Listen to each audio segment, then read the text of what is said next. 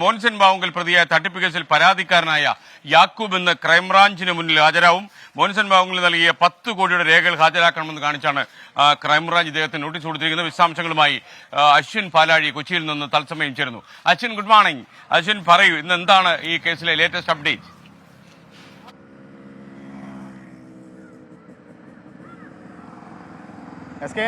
Good morning. ഈ മോൻസൺ ബാവുങ്കൽ കേസിൽ അന്വേഷണ ഉദ്യോഗസ്ഥനായ ക്രൈംബ്രാഞ്ച് ഡിവൈഎസ്പി വയ്യാർ റസ്തവും അതിലെ പരാതിക്കാരും തമ്മിലുള്ള നേർക്കുനേർ പോരാട്ടം തുടരുന്നതിനിടെയാണ് ഈ സംഭവവുമായി ബന്ധപ്പെട്ട് മോൻസന് പരാതിക്കാരെന്ന് പറയുന്ന രണ്ടുപേർ നൽകിയ പണമിടപാടുമായി ബന്ധപ്പെട്ട രേഖകൾ ഹാജരാക്കണമെന്ന് ക്രൈംബ്രാഞ്ച് ഇന്ന് ആവശ്യപ്പെട്ടിരിക്കുന്നത്. മോൻസന് യാക്കൂബ് അടക്കമുള്ള ആളുകൾ നൽകിയത് 10 കോടി രൂപയാണ്.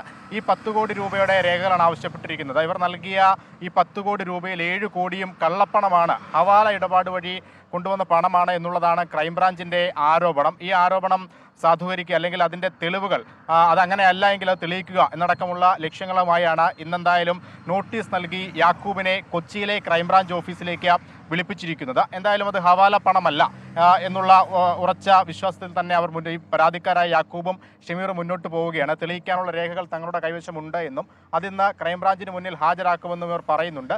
എന്തായാലും രാവിലെ 11:30 കളമശ്ശേരിയിലെ ക്രൈംബ്രാഞ്ച് ഓഫീസിൽ ഇരുവരും ഹാജരാകുമെന്നാണ് അറിയിച്ചിരിക്കുന്നത്.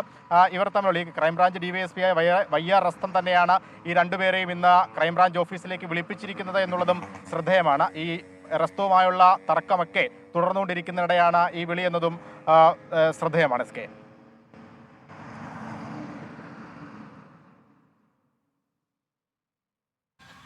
Okay, thank you Ashwin Palazhi.